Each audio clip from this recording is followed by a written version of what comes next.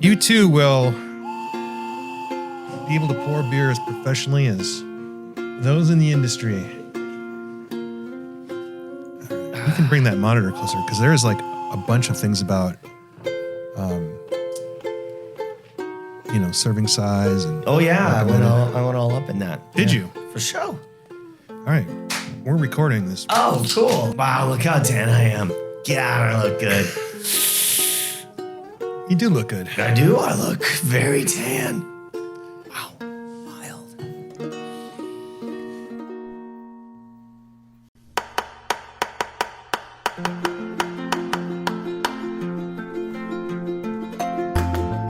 Arizona is a wildly beautiful place, brimming with over 100 brewing companies. I'm Rob Fulmer, the Executive Director of the Arizona Craft Brewers Guild. I'm joined by Deputy Director Andrew Bauman. Together we cover the state, bringing you the best of what's happening at our breweries and beyond. Welcome to Arizona Beer Frontier. So, Do we just jump in? let's see.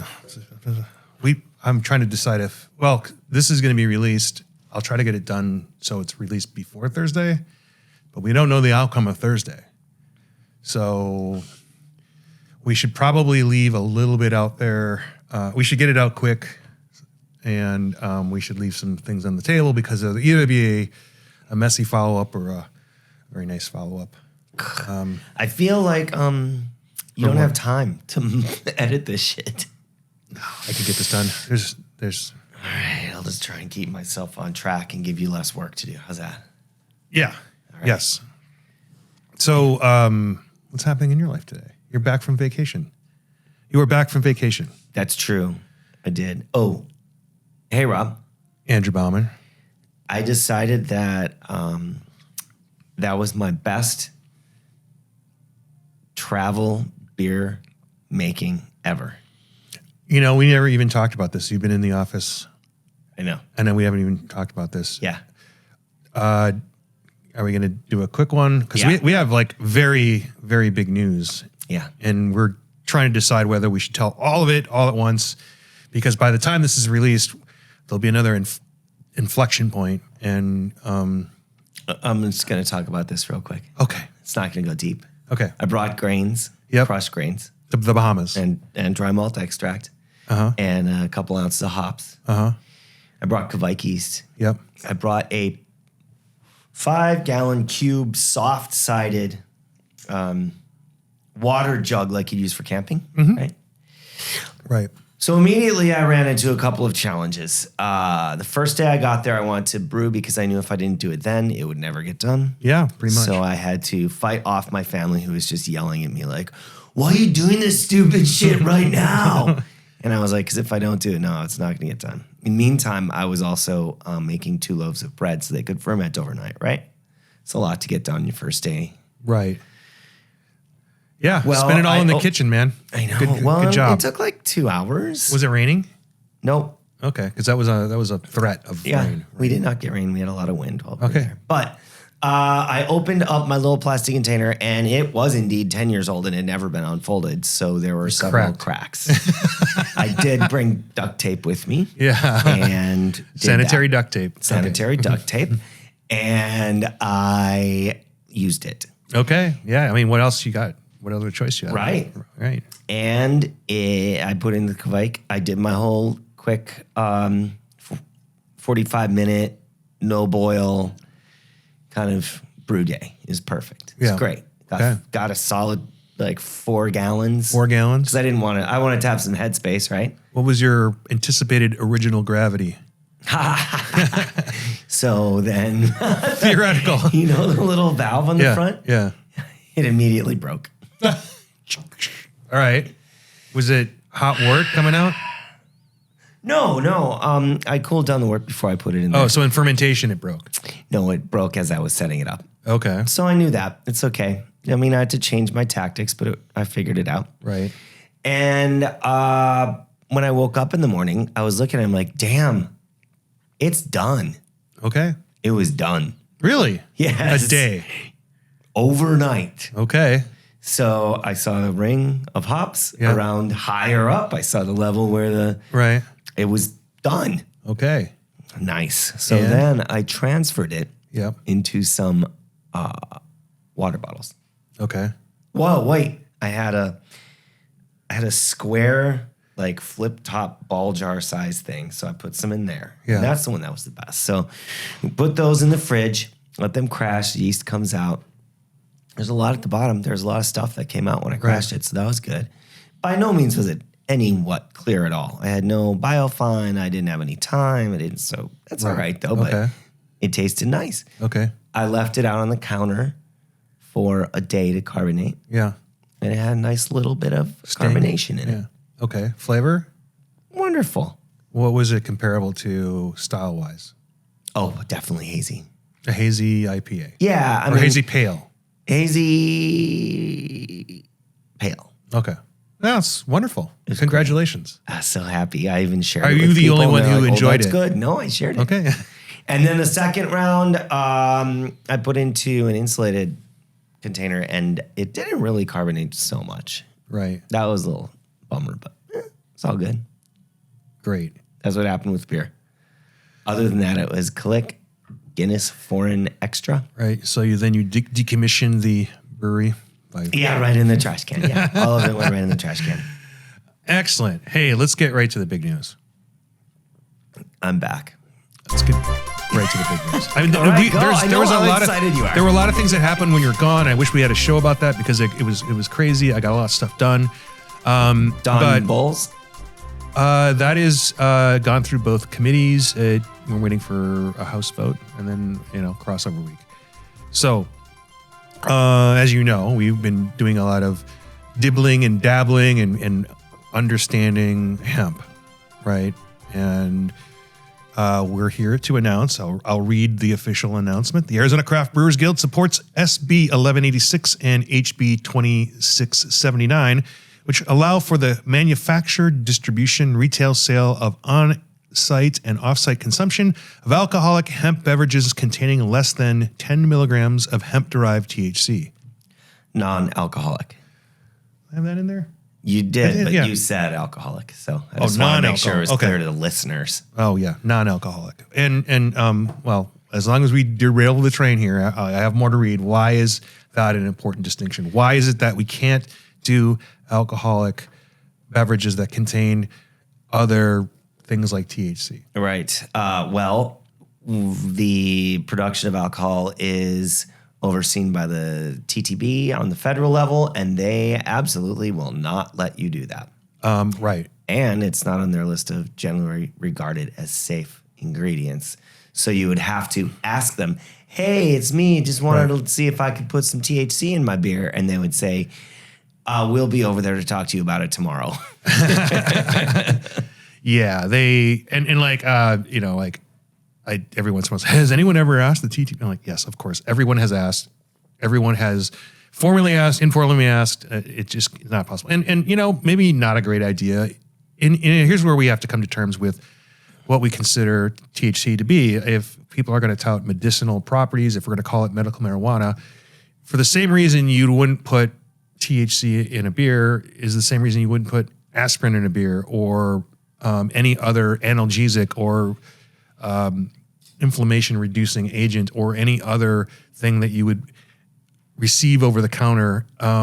We can't make health claims in any case. And so, all right. So that's why we can't do it that way. And also, it's probably better this way because then you're talking about multiple agencies potentially getting involved. Well, not only that, but multiple effects on the body. And I think alcohol is it's definitely more well studied and people have more experience with it and what it's going to do to your body.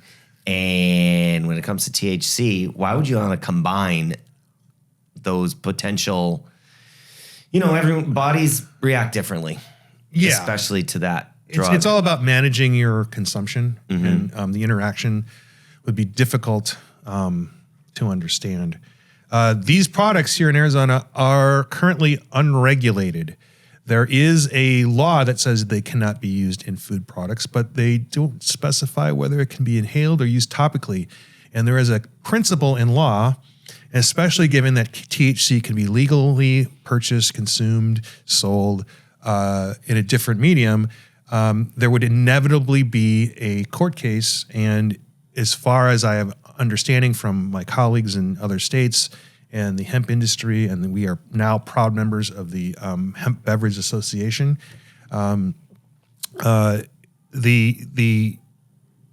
it has to be, it's either legal or it's not. It's either illegal. It's either legal or not legal.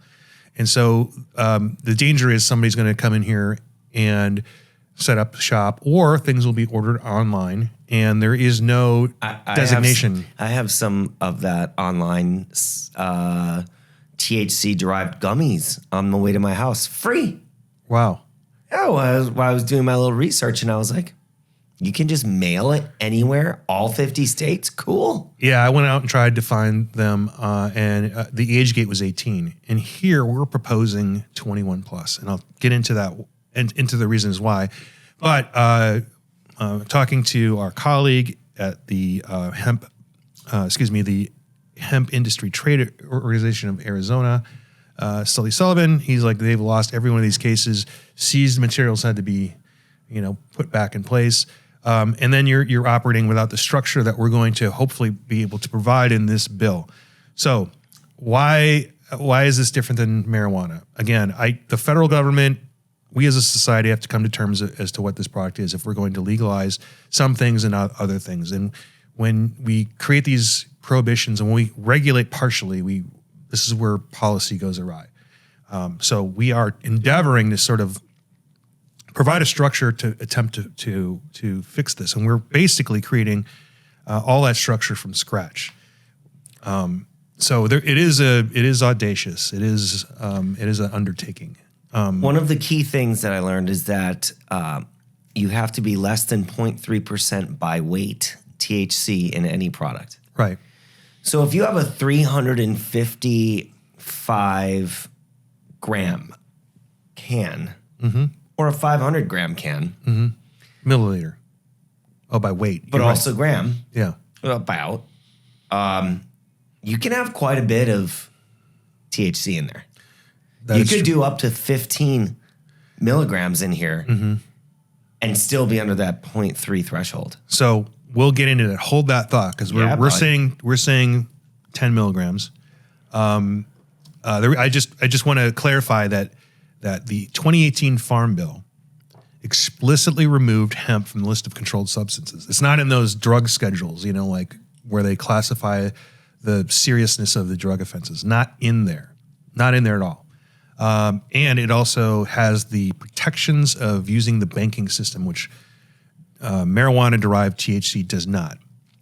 So these things have paved the way for legal production of sale of THC and, by the way, CBD from hemp. These bills seek to provide, the bills that we're talking about here in Arizona, seek to provide regulation and ensure that products are subject to taxation. And we feel, and the studies show, that this is going to help our farmers, help our people in the retail industry create jobs. So hemp, help employ more people. But back to the 10, 15 milligrams. We have there some best practices as suggested by the Hemp Beverage Alliance. We are going to follow those. Yes. I found another thing. Okay. The attorneys general of all 50 states have are lobbying the feds to increase that to 1%, because having a hemp plant in the ground that has less than 0.3% is very difficult. The variety of, you would call them strains in the marijuana world, but the variety of plants that you can grow is severely limited with that. So they're trying to get to 1%. That's more than triple. Right. So again, I think it's important that if we're going to create a standard for a beverage, it has to be low. And so the maximum as an industry, and we would enforce that by state law, is 10 milligrams. And here's why. Per serving? Well, let me just. Great. It's per serving. And so like right now, what's happening is you have people doing a 16-ounce can and they're doing 3.3 Right. milligram servings or something along that lines. Here's what I think. I think that most people who have 10 milligrams, they're going to really feel it the first time. And, those that do practice in THC, they're going to, this low amount is somewhat trivial. And so the beauty of this is this allows a space for low to microdose type of beverages. And this is why it's important for it to be able to be served in restaurants and bars, in breweries, at wineries, at distilleries, is because we hope to create a beverage of THC moderation. So if you go into a dispensary, chances are you're going to buy something that's at least 100 milligrams. The serving size, I mean, that's up to you. Like I hear plenty of stories about people having lots of milligrams of THC. And Blows my mind. accidentally a lot of times too. Yeah, right. Okay, that's fair. Perhaps people are saying, well, these already may or may not be available from dispensaries already. Well, nobody goes in there and buys the least effective way to have 10 milligrams in the bulkiest, most awkward container, right? Like you're going to buy, if you want a low dose, you're going to use an edible. And what are you going to do? Are you going to break that into, because I'm thinking like there might be a space for having the sensation of having a couple cups of coffee for some people. I think that's where this could go. And it allows people to feel comfortable, social, in our bars, restaurants, and that's the space that you're going to create social rules for the place that you're in. Only we as houses of hospitality can create stories and build a community around this. Where this sounds really like pie in the sky, but there are obviously some places where you drink alcohol, and the culture there is to overconsume. I don't think that's the case in our breweries as a rule. Generally true. So I feel like that's important because this product will either not exist, the low dose THC market won't exist at all, and we'll be leaving it to people to, again, carve up a gummy, try to dose down. I think that the marijuana industry needs that because if there is competitive pressure to do that, they may also do other products, and we're not going to get into vaping in our brewery. I mean, we're not going to produce those kinds of things. There are other ways that they can, try to attract that. But I think that's why it's important, and that's what's made it successful in Minnesota. Mm-hmm. And this is our guide star on how to do this. They opened it up. They didn't create. They didn't balkanize by creating a different license classes and limiting how many licenses there are and having this built-in, they call it rent seeking. You carve out a territory and protect it legally. That's what we're trying to hope to avoid. And as a state like ours, I think it's really important that we build the culture from the ground up, and we need the laws to do that. So. You know a little bit about Minnesota too. Having an intoxicating product that is completely unregulated is amazing. I mean, in one way I love it. In another way, I see where it is prone to abuse and trouble in many ways. Right. So actually everybody I've talked to has been like, okay, I can see that. That's like, maybe I won't do that as a business owner. It's too early for anyone to be able to commit to this. It's really an experiment, and that's why we need the guardrails. But people who say, "Oh, can you, the two shouldn't mix." The public being out in public. I mean, like, I think people have this illusion, like people who use marijuana just use it at home and then stay home. I mean, that's not the case. We know this is not the case. And, the funny thing is, it's because generally people who are using marijuana in public are you can't see it. They're Yeah. using a vape. You're right. It's quick. They're eating a gummy. Yeah. No one would know what you're doing. Right. I mean, vapes are whatever they are. I don't know, man. Listen, I think that people who smoke, not necessarily vape, but probably vape too, just think that no one else can smell it but them. But it's not true, man. I can tell you. I drive down the street and I'm like, somebody on the street sure, yeah. is smoking. And, I hope they're not driving, but potentially they are. That's when your roof's open. Yeah. It's like when I'm on Scooty and I Yeah. have my helmet, I'm like, oh, it's so amazing being in a world where you can smell everything around you. So people are already bringing these products in to our bars and restaurants. Whether they've ingested them right before or they go to the bathroom or they cough and eat a gummy. I mean, I don't know, like, or they just do it out in the open. Like, it's so quick. So the argument I find is that if somebody is a heavy marijuana user, they're probably going to look at our products and go, this is really not going to, do it for me. However, if they're meeting friends, there may be some pressure for them, like, hey, maybe I'll just delay and I'll just enjoy this beverage and sort of ramp up. Or, it's the same thing we do in the alcohol industry. We slow people down. We provide food. We provide different engagements to make sure that people are not over consuming, right? And we do it at our festivals. We encourage all those kinds of things. The reason why you have trivia is to get people in the door, but it's to pace people. So this could be a way to pace those types of users. It is also for sure going to be someone's first experience, because even if they have an experience, they're like my age or your age, most of our lives, this product has been illegal. And so, like, it's not really in my lifestyle anymore. However, maybe I just had a full meal and I'm like, I'm only going to drink one beverage today. Let's try this.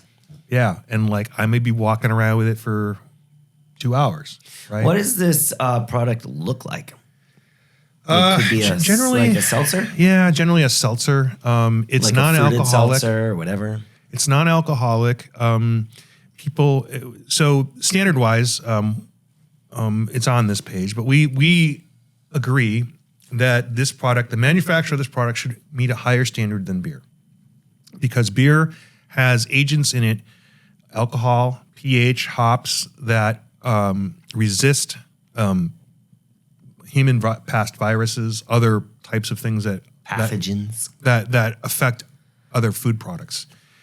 So this will not have those inherent protections. So things have to be ideally pasteurized, or you have to be working out of much cleaner environments.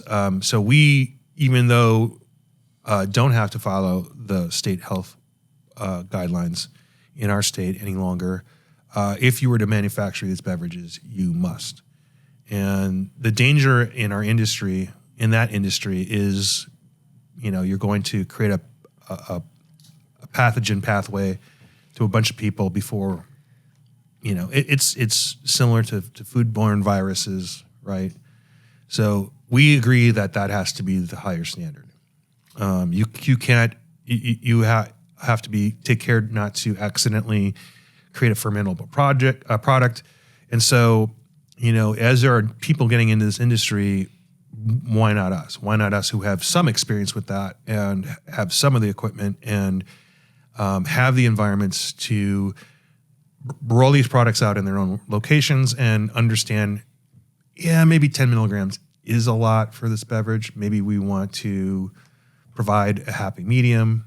Well, it's the same thing as when it's not the same thing. It's a similar thing as to when seltzers came out. Yeah. And it was the big 3 brands that dominated the market and still dominate it today. Yeah. And there are opportunities that small breweries decided, oh, you know what? I'm going to make a seltzer. I'm not canning it. I'm just going to serve it on tap in my tap rooms as an alternative so that my guests don't have a single choice of beer. Right. They also have the opportunity to have a different kind of beverage. It might have the same process. You might use exactly the same ingredients, but it's a different type of beverage. And this would be a similar opportunity to provide a different type of beverage. I don't like beer. Right. Have you ever tried this? Maybe Yeah. I should. Well, and the interaction with the server is going to be important because you will test positive for THC if you consume these products. And if you have job restrictions, if you are in the military, if you have a concealed carry, if you have a CDL, If you are a flight attendant, you're going to you have to avoid these products because again, is that our fault? No, this is the federal government not understanding how to manage this. And it's being rolled out. And, maybe part of the grand plan is these things work themselves out through the marketplace and through, thoughtful policy and using the states as a guide to see what the best process is. That's all. That's how it's supposed to work. But, I just want to roll through these best practices. We agree that 10 milligrams is the maximum dosage, although, that doesn't mean someone can have more than one. But I think, having it be the de facto beverage of low THC moderation is the way to go. We believe in 21 plus, simply because we're going to want to leverage the places that already are responsible license holders in the alcohol space. Sorry to my 18-year-old listeners. It has to be all or nothing on this one. I don't think you can really mitigate 18 and 21 in the same environment. Well, especially if they have a liquor license, it's probably off the table for a lot of places. If this bill were to pass without an age limit of 21, and it would come up against a whole lot more pressure against it. Right. Again, this bill doesn't pass, and these things are going to be online. They're going to be, someone's going to go, hey, I looked into this. It looks like it's legal. Feds say it's legal, so we're gonna start making beverages. It's like, who should we sell to? 18? Sure. Remember when I got my postcard in the mail and I was like, how do they do this? Right. Well, we know now. Yeah. Well, I ordered some beverages. We'll see if they came here. No. So labeling, there has to be medical warnings. There have to be. I think the standard is to have a QR code to understand the tested amounts of THC. And this, by the way, is going to be already in process right now. It's like the Department of Agriculture samples farmers' fields periodically, samples as it moves from farmers' fields to production facilities. So there has to be, what do we hear? Cannabinoid levels on the front panel, yeah. FDA disclaimer, pregnancy warning that we talked about, 21 plus icon, a whole host of things. But again, start low, go slow. Is that what it says on there? Yes, if you have not seen that, then you have not been into a dispensary to purchase edibles in a long time. Yeah. And it's just like links to the certificate of analysis. The COA. Yeah. So it's going to be taxed. All of these processes cost money. There has to be an agency in place to define the rules. We're going to obviously resist things like pay to play, franchise law. I think there's a space here for the little guy with some run room, because I don't think the big producers are going to get into this until they get federal go ahead and it's all synced up. And there also is a national market. Like, it's really hard for them to pick and choose niche markets. There's a national market right now because it's generally not regulated in states. Right. But they don't want to push that envelope either because they have existing business that would be subject to any kind of troubles that came up. Yeah. Right. So that's sort of it in a nutshell. Yeah. Again, it's wild. There are players who do not want to see this happen, and one of those is the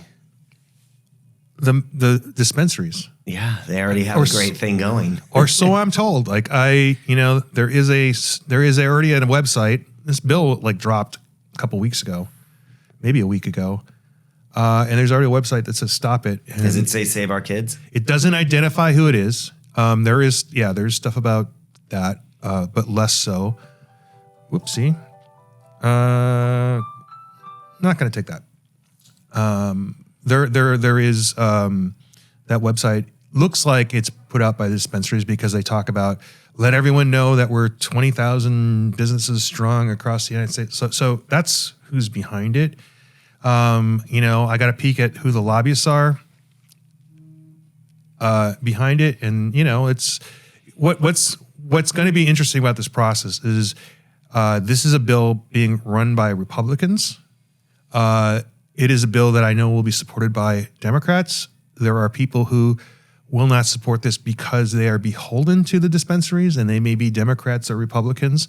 There are people who fundamentally have a legislative philosophy of Being opposed to any intoxicant, right, no matter what. even if the implications are there will be more uncontrolled ones out there.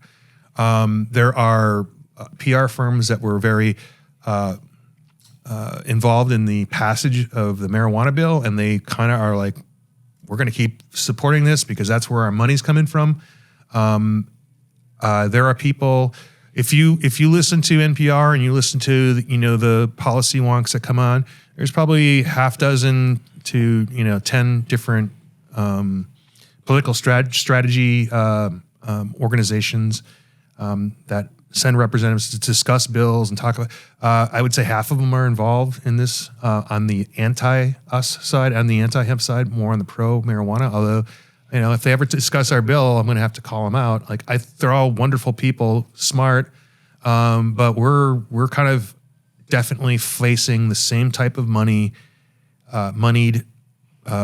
interests that we did when we fought other bills. And it was fortunate that we had our beer distributors on our side, and I think the beer distributors and the liquor distributors are going to sit this one out, I hope, because they cannot distribute these without assurances from the federal government that they will not lose their permits. We don't feel like we have that same peril or consequence. Right. We would if we don't solve this legislatively now. If we just, technically right now, brewers can just start making it, right? If they can source the hemp-derived THC,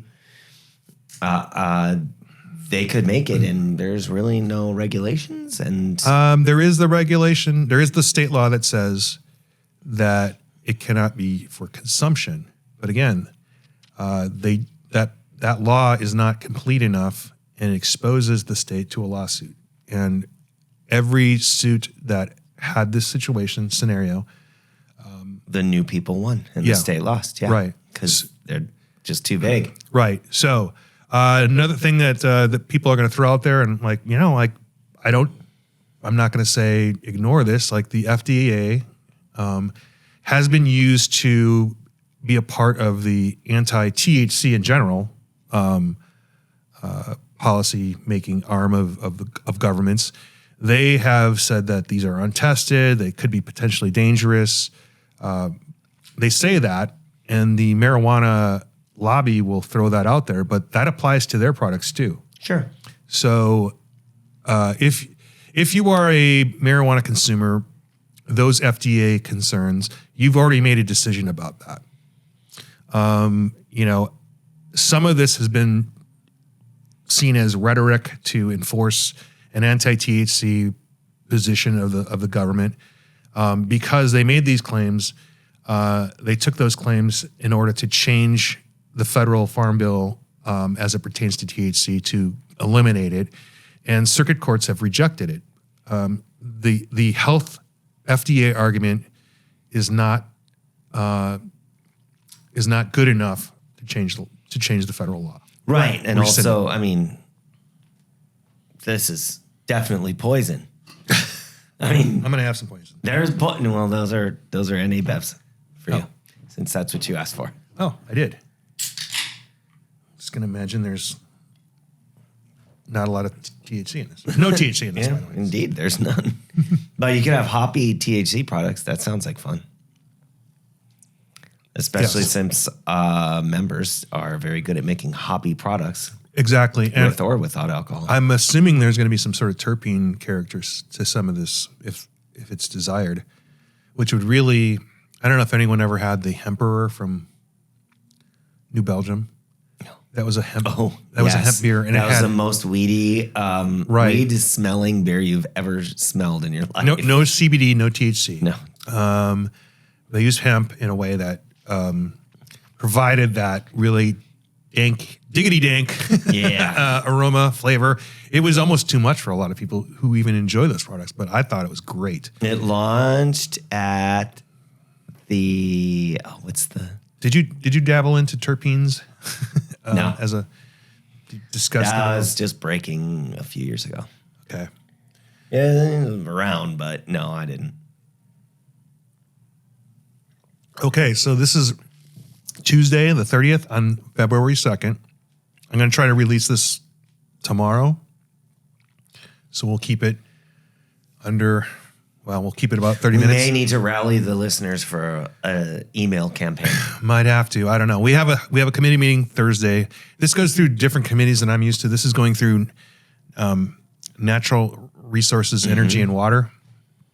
And I have a feeling on like some of the votes. I think there's 8 people on the committee. We have people in every district, which is cool to say, hey, and we have so far got those barista support. I have to reach out to a few others.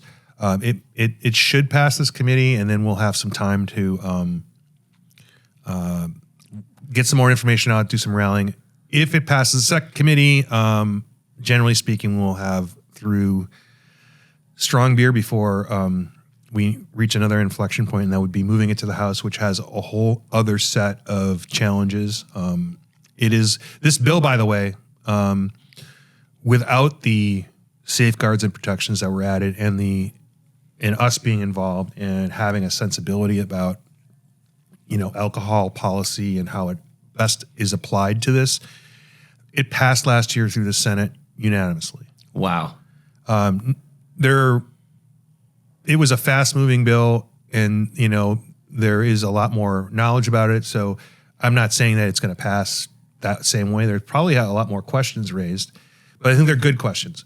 It was killed in the House because It never got out of committee. it never got read in committee. There was an allegation that an outside party had put a bunch of comments into the RTS system, which is the request to speak. It is where you can weigh in on bills. It is where we weigh on bills remotely.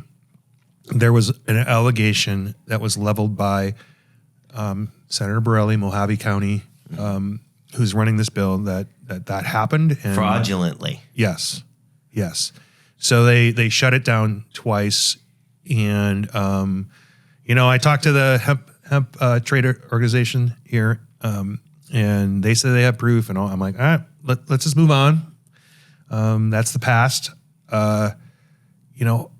Hopefully, they'll understand and negotiate with us. Like there might be some reason that we're not aware of, that it might not be strictly economic. But I tell you, if it is economic, the Republicans in our state do not look kindly upon rent-seeking behavior. That is creating policy to shut out other industries and limit economic growth by picking winners and losers. So if that's their economic argument, if that's the only argument they have, then go for it, man. I see it collapsing potentially. But there's no. You never know for sure until the governor signs it, man. Yeah. So we have those inroads, at least discussions, signaling that that's what we want. Our governor does sign bills, right? Just double checking. Well, this would have to be a bipartisan bill, and I think she it said already she's was. only signing bipartisan bills, right? Right. Yeah. This will be a test. Through my contacts at the governor's office, signaled that, hey, this is the direction we're going. It's once this bill is passed, there's a lot of work to do. They got to build that agency, hire a director, come up with rules, and there's going to be like, hey, they're building a new agency? this would be the Department of Ag. Yeah. Here. They would state. have to build Yeah, they don't division or whatever. They have all of the structure in place to go to farmers' fields, sample, Do testing. hold people accountable to control their product. The other phase is licensing, and we hope that it mirrors the liquor license process in terms of fingerprinting, criminal background checks. But if you are a liquor license holder in good standing, is the presumption should be from the agency and the director that you are qualified to serve and sell. So that's going to be helpful. That's an important piece. What about manufacture?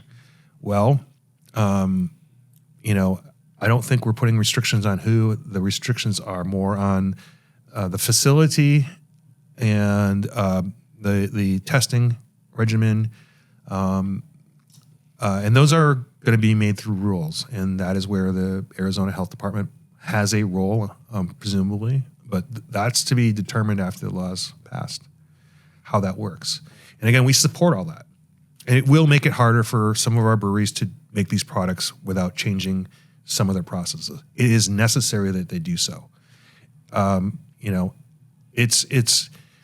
I don't want people to think that this is a cottage industry that you can sort of work in the same way as home brewer could. This is really a product that if you're not careful with can, bring our industry down. Yeah, a product that is not pasteurized. Well, If you have fermentables in it, especially. yeah, there are other methods to reduce the risk. Pasteurization is one of them. It is regarded as the best, but processes can fail too. Especially as you get into different levels of manufacturing, you scale up. Pasteurizer isn't quite hitting what it should be hitting, and all of a sudden you have four pallets of beer or product out there that you don't know where it is. So logistics are important, all that stuff, right? Mm-hmm. Being able to recall products. So this is more if you keep it in house, there's your inventory tracking right there. It's not for everybody who can beers. There's I would guess that you would have to use separate equipment for that. You couldn't alternate between. Yeah, but then you never know what that really means. Like, does that mean I have to change out my fill heads and my lines, or does it mean I can't use any of the other equipment? Oh no, we just lost our camera. Oh, jeez. First edit right there, Rob. Too hot. All right. Maybe we'll just close this out. Yeah. What do you say? All right. Because we may have a follow-up episode on. We're going to try to hold our schedule to some degree, but we might have little snippets here and there. So closing it out. Yeah, Thursday. I shaved my face Oh yeah, for snorkeling. you did. Yeah. So those of you on video, this is the original Andrew Bauman face. You think there's any opportunities to snorkel in the near future? No. Okay. No, it's cold. Okay. So All right, Rob. wrapping this up. Yeah. We have a important meeting with our members tomorrow. I have to go to the Capitol today to sew some things up that are more related to our actual industry. Our industry bill. And Thursday we have that hearing. We may reach out to key people. And by the way, if you're a bar or restaurant, the Restaurant Association is taking a really hard look at this. ALBA, there's a licensed beverage association, because this is going to be offered to them to be able to sell. People asked if they could also make. I'm like, we can't stop you, but most bars and restaurants probably don't have the area or the. I mean, if you're gonna have to start testing stuff, Yeah, they don't have time for that. exactly. So selling on and off, all for it. So stay tuned. Stay tuned. Right on. All right.